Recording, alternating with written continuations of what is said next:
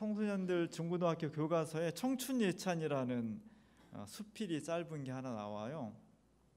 청춘예찬은 민태원이란 그 작가가 쓴 글인데 우리 청년이 한번 앞부분 한번 읽어보겠습니다. 청춘, 이는 듣기만 하여도 가슴이 설레는 말이다. 청춘, 너의 두 손을 가슴에 대고 물방아 같은 심장의 고동을 들어보라. 청춘의 피는 끓는다. 끓는 피에 뛰노는 심장은 거선의 기관같이 힘있다. 이것이다. 인류의 역사를 꾸며 내려온 동력은 바로 이것이다. 이성은 투명하되 얼음과 같으며 지혜는 날카로우나 갑속에 든 칼이다. 청춘의 끓는 피가 아니더면 인간이 얼마나 쓸쓸하랴. 얼음에 쌓인 만물은 죽음이 있을 뿐이다. 이 글이 1930년대에 쓰여진 거니까요. 30년대 하면은 우리나라 구한말 나라가 막 망하고 일제 식민지 생활하면서 얼마나 많은 고난이 있었겠어요. 그 시대 사람들에게 이 작가가 아무리 힘들고 어렵지만 청춘은 신나고 행복하고 힘이 있고 피가 끓고 열정이 있고 도전하고 뭐 이런 느낌들을 막 불어넣음으로써 그 시대의 청년들을 위로하고 격려하고자 하는 그런 의도가 있었던 것 같습니다.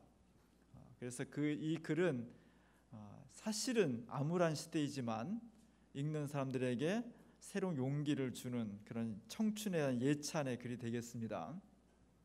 그로부터 한 90년, 100년 이렇게 지난 게 오늘의 청년이죠. 오늘날은 사회가 엄청 발전했습니다. 더 이상 우리가 식민지도 아니고요. 그리고 세계 열강 중에 우리가 당당히 선진국 대열에 끼어 있고요. 1인당 국민소득이 3만 불 시대를 살아간다고 하니까, 그리고 하고 싶은 것은 뭐든지 할 수 있다는 자유로운 시대에 살고 있으니까 100년 전 암울한 시대에 사람들보다 지금의 청춘이 훨씬 더 밝고 패기 있고 도전적이고 용감하고 분위기가 막 그래야 되는 게 당연하죠. 그러나 사실 100년 전보다 훨씬 자유와 또 용기가 가득할 것 같은 오늘의 청년들의 실상을 보면 용감하고 패기 있고 도전차고 막 그런 것보다는 전반적인 느낌은 우울하다는 거죠. 21세기 한국 사회를 살아가는 청년들의 가장 큰 느낌은 우울함이에요. 그리고 너무 일찍 늙어버려 가고 있는 것이 아닌가 하는 그런 느낌을 지울 수가 없습니다. 그래서 오늘 20대 청년들이 지칭하는 가장 뚜렷한 용어, 우리나라는 정말 지옥 같아, 헬조선 뭐 이런 얘기가 있고요. 그 다음에 뭐 취업, 결혼, 출산 모든 것 다 포기해야 돼. 모든 것을 포기해야 되는 세대, M4 세대. 또 살아가는 게 늘 부모님 곁에서 붙어 살거나 아니면 옥탑방 같은 데 살 수밖에 없는 민달팽이 세대, 또는 제대로 대우를 받지 못하면서 열정만을 불어넣은 열정페이, 뭐 정규직은 잘 찾아보기 어려운 비정규직, 청년 실업, 청년 수당 뭐 이런 것들이 오늘 이 시대를 살아가는 100년 전보다 훨씬 좋은 여건에서 살아간다고 생각되어지는 오늘 이 시대의 청년들을 규정짓는 그런 용어들이에요. 그래서 아픈 상처만 있는 그런 청년들이다, 그런 이야기를 하고 있습니다. 사실 이런 사회는요, 이 시대를 우리 기성세대가 만든 거죠. 이 시대가 아프고 우울한 것은 개인이 열심히 노력해서 개선될 수 있는 여지가 훨씬 줄어들었다는 거예요.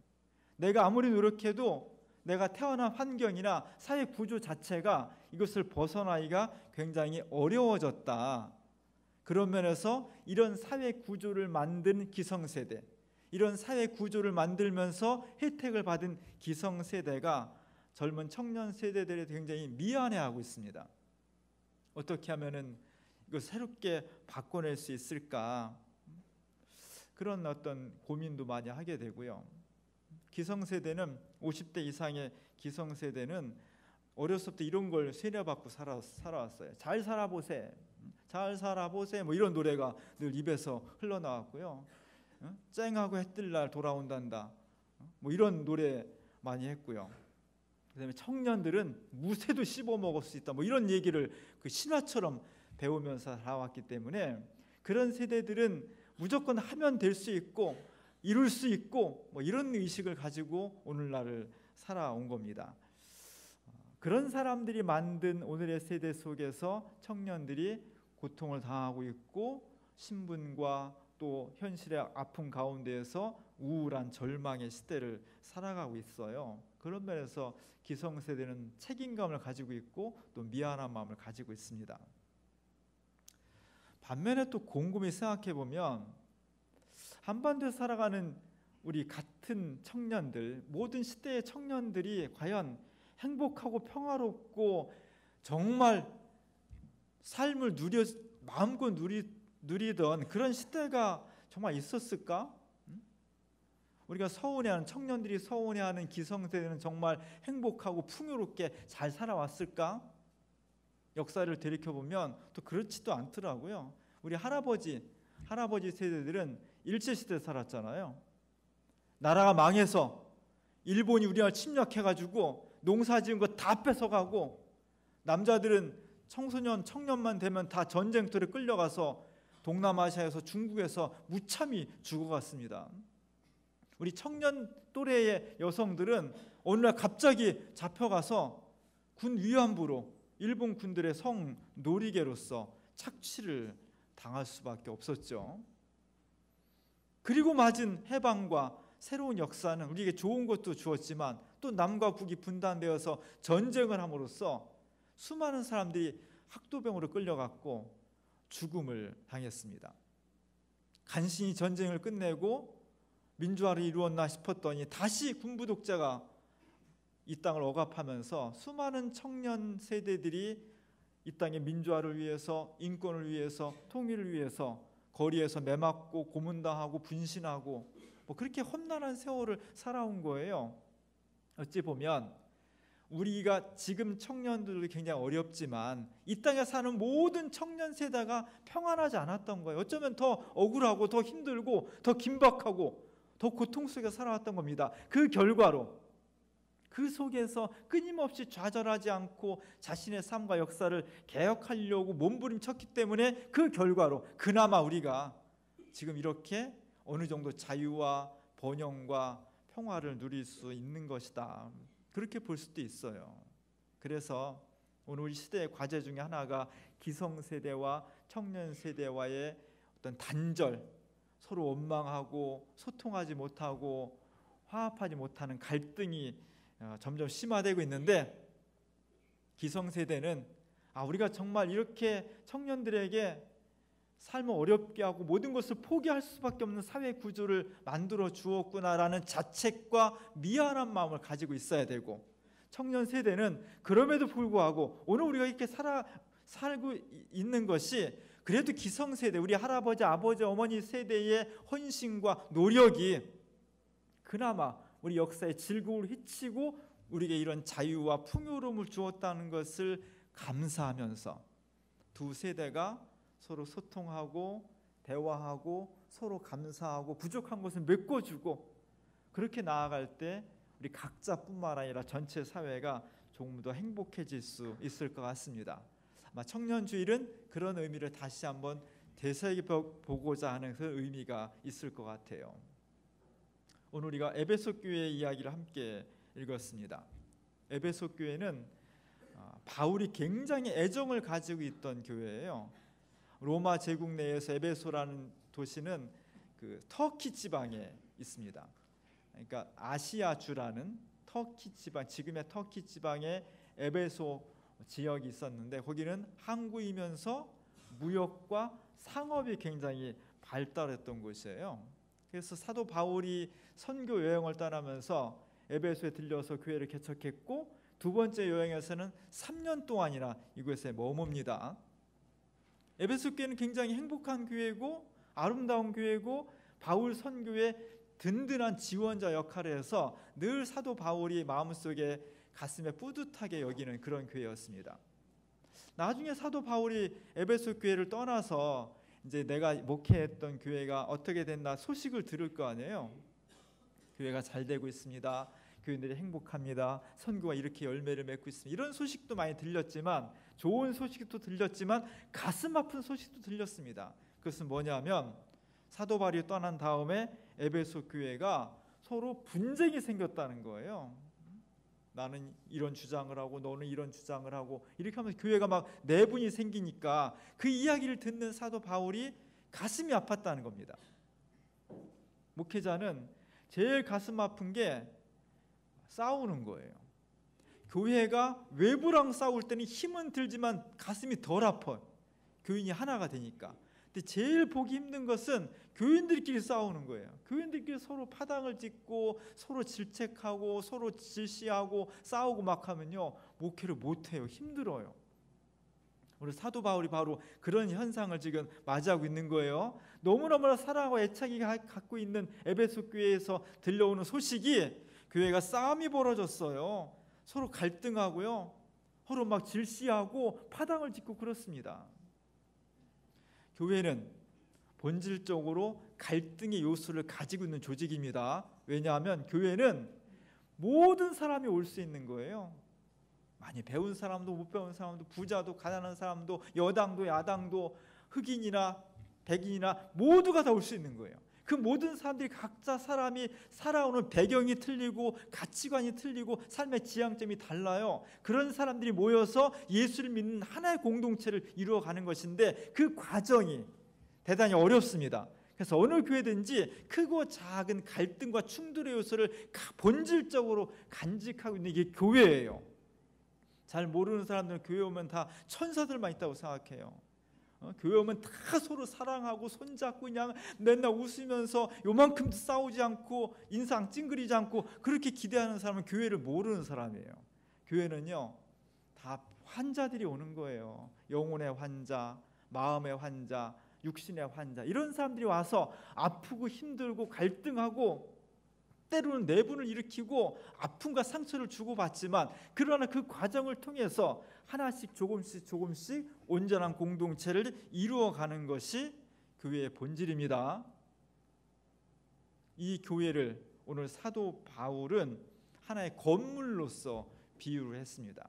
권면하는 거예요. 여러분, 에베소 교인 여러분, 싸우면 안 돼요. 서로 자제하고 용서하고 하나가 되어야 됩니다. 왜냐하면 교회라는 것은 예수 그리스도를 중심으로 하나의 건물이라는 거예요. 지금 설득을 하는 거예요. 건물을 지으려면 여러 가지 자재가 필요하죠. 벽돌도 있고 모래도 있고 나무도 있고 전구도 필요하고 각자 재료가 다 다른데 그런 것들을 얼만큼 잘 연결해서 하나의 건물을 온전히 이루어가느냐가 대단히 중요하다는 거예요. 그래서 우리 교회 이 보이는 건물도 벽돌과 철제와 나무가 다 각자가 다르지만 소중한 것처럼 교회를 이루는 교인들 모두가 다 남자든 여자든 뭐 이방인이든 어린아이든 노인이든 그가 어떤 직업을 가지고 있든 모두가 다 보이지 않는 건물인 교회를 이루는데 빼놓을 수 없는 아주 소중한 존재들이라는 것입니다. 그것을 오늘 사도 바울은 본문에서 이렇게 표현한 거예요. 에베소 2장 19절부터 22절까지 한번 읽어보겠습니다. 그러므로 이제부터 너희는 외인도 아니요 나그네도 아니요 오직 성도들과 동일한 시민이요 하나님의 권속이라. 너희는 사도들과 선지자들과 더 위에 세우심을 입은 자라. 그리스도 예수께서 친히 모퉁이들이 되셨느니라. 그의 안에서 건물마다 서로 연결하여 주 안에서 성전이 되어가고 너희도 성령 안에서 하나님이 거하실 처소가 되기 위하여 그리스도 예수 안에서 함께 지어져 가느니라. 모든 사람들이 다 그리스도 안에서 하나가 돼서 한 건물을 이루는 소중한 존재들이라는 것입니다. 건물은요, 짓는 것도 중요하고 잘 무너지지 않아야 돼요. 전 왔는데 6개월도 안 돼서 무너졌다면 그럼 부실공사죠. 그래서 안 되는 거죠. 그러기 위해서 건물을 잘 져야 돼요. 건물을 짓는 건축 기술이 너무너무나 중요한 거예요. 자재들을 잘 연결해가지고 어떻게 튼튼하게 오래 견디면서 그 기능을 제대로 할 수 있느냐가 건축의 가장 중요한 것입니다. 유럽에 갈 때마다 놀라는 것은, 우리는 교회에 보통 100년 된 건물 보면 되게 오래됐다고 하지만 독일이나 프랑스 이런 데 가보면 교회 건물이 막 500년, 1000년 막 이런 된 건물이 지금도 잘 서 있어요. 그래서 피렌체에 가보면 피렌체를 상징하는 건물이 두오모 성당입니다. 오른쪽에 있는 게 두오모 성당이고 왼쪽에 있는 게 시청의 베키오궁인데, 두오모 성당이 모든 피렌체와 르네상스와 근대의 정신의 산실이에요. 이것을 짓는데 굉장히 오랜 시간이 걸렸습니다. 1436년도에 저것이 지어졌고요. 1294년도에 저것이 시작이 됐어요. 140년 이상 걸려서 지은 거니까 얼마나 오랫동안 걸려서 지었겠어요. 저 건물을 짓기 위해서 수많은 사람들이 노력을 했고 수많은 자재와 노력과 기술이 총동원됐습니다.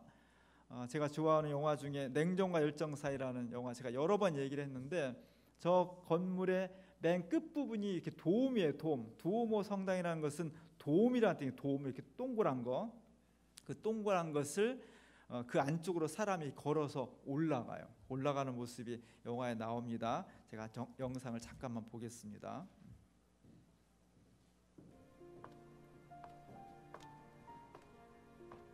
僕たちは30になってる。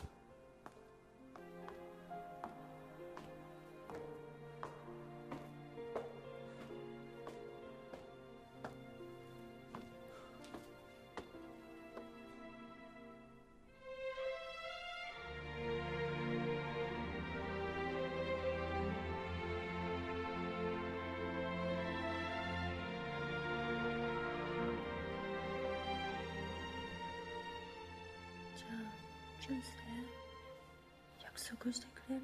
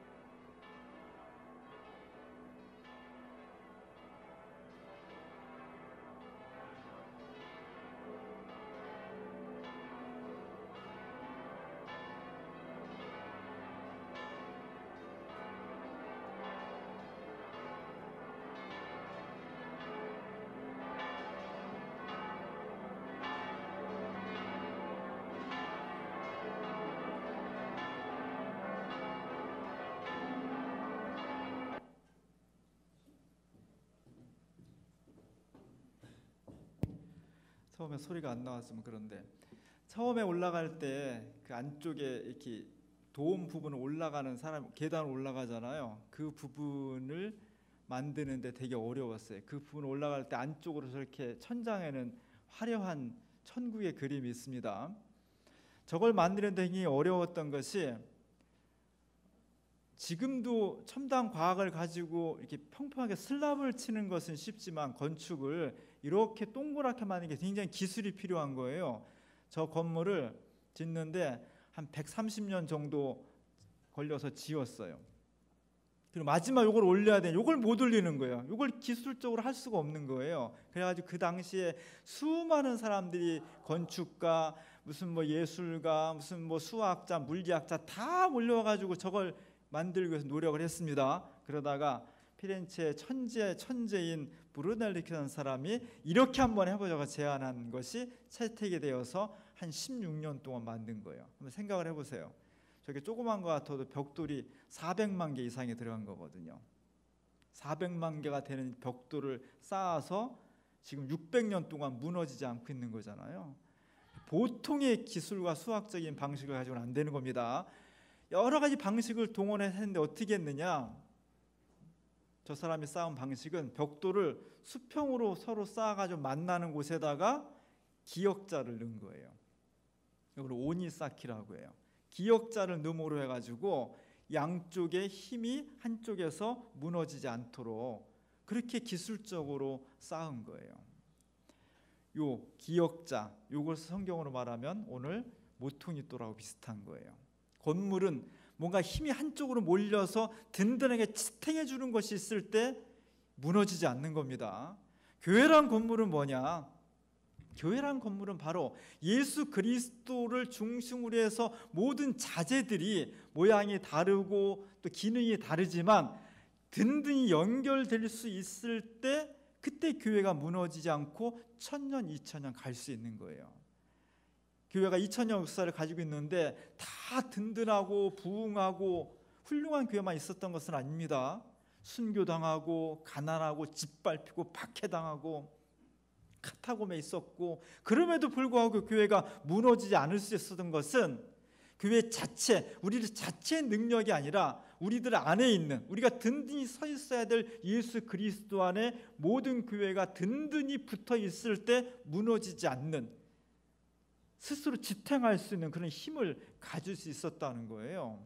오늘 사도 바울이 내분을 겪고 있는 에베소 교인들한테 이 말을 하고 있는 겁니다. 여러분, 교회가 든든해지려면, 우리의 삶이 든든해지려면 이 교회를 든든히 붙잡고 있는 예수 그리스도, 모퉁이돌 그 안에 우리가 바짝 다가서서 굳건하게 연결되어 있어야 됩니다. 그렇지 않으면 비바람이 오고 시련이 오면 건물은 붕괴되고 무너질 수밖에 없습니다. 그러니 어떤 경우에도 그리스도 안에 든든히 서 있으십시오.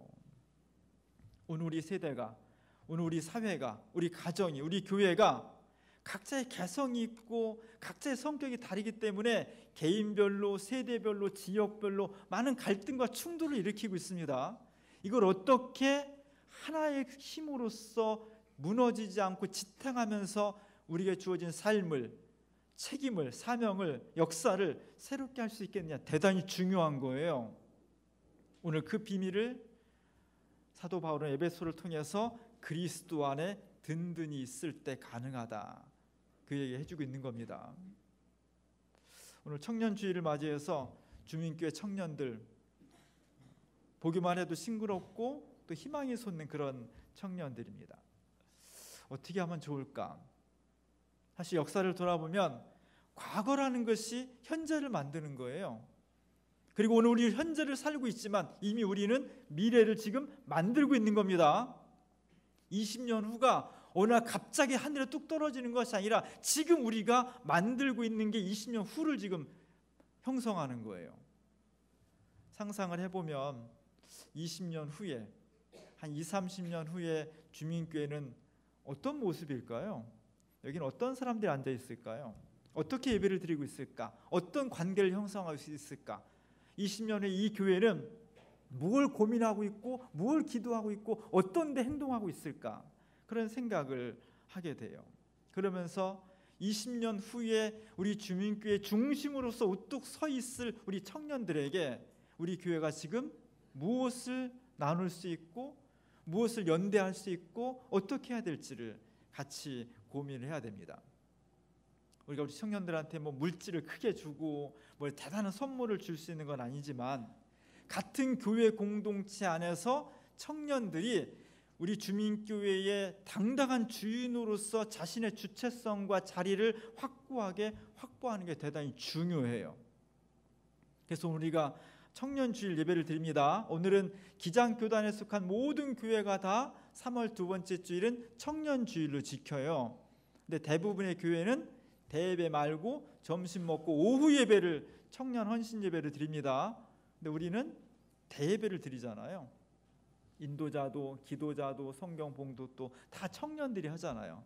좀 서툴고 너무 어려 보이고 하지만 대예배를 청년주일로 지킨다는 것은 청년들이 단지 우리 교회에 그냥 아직 배워야 될 그런 존재가 아니라 우리 교회의 당당한 주인이라는 것을 공동체 전체가 인정한다는 거예요. 그런 의미가 있는 겁니다. 또 하나, 우리 교회는 정관에 우리 교회 청년들을 우리 교회 재직회의 정시 회원으로 맞아들이고 있어요. 우리 교회 법에 보면 원래 재직회는 집사님들 이상이 재직 회원이거든요. 청년들은 재직 회원이 아니에요, 원래는. 근데 우리 교회는 서로 약속을 해서 청년의 임원들을 정식 회원으로 가입을 시키고 있습니다. 발언도 할 수 있고 의결권도 행사할 수 있고 모든 걸 할 수 있는 거예요. 그거 말고도 무슨 뭐 각 운영위원회라든지 창립준비위원회라든지 무슨 준비위원회 다 청년 대표들을 포함을 시키고 있습니다. 물론 청년들이 좋아할지는 모르겠어요. 맨날 심부름만 시킨다고 그럴지 모르겠지만 어쨌든 거기서 뭘 하든지 간에 보고 듣고 당당한 회원으로서 참여하는 것이 우리 교회의 미래를 보이지 않는 미래의 튼튼한 모습을 형성해 가는 거예요. 이럴 때 우리 교회가 점점 강건해지고 그리스도를 닮은 공동체로 성장해 가야 되는데 교회 공동체의 가장 중요한 특징은 뭐냐? 우리가 그리스도 안에 있다는 거예요. 우리 청년들 밖에 나가면 교인들보다 훨씬 좋은 사람들 만날 수 있습니다. 품성 좋고요, 실력 좋고 매너 좋고 좋은 사람들 얼마든지 만날 수 있어요. 그럼에도 불구하고 그들이 아무리 인격이 좋고 지식이 뛰어나고 실력이 뛰어나다고 해서 그 사람들과 교회를 이룰 수는 없어요. 교회는 뭐냐면 우리가 좀 부족해도 좀 맞지 않아도 좀 능력이 없어도 교회의 본질적인 요소는 우리가 그리스도 안에 있다는 거예요. 성별이 틀리고 지향하는 바가 틀리고 또 삶의 모습이 달라도 우리가 그리스도 안에 있다는 것, 그 한 가지 사실만 우리가 하나가 될 수 있다는 것입니다. 이것을 통해서 우리의 삶의 가치를 정하고 나아갈 방향을 새롭게 하고 굳건히 영적으로 연대할 수 있을 때 그때 우리가 그리스도 안에서 하나의 공동체가 될 수 있다는 거예요.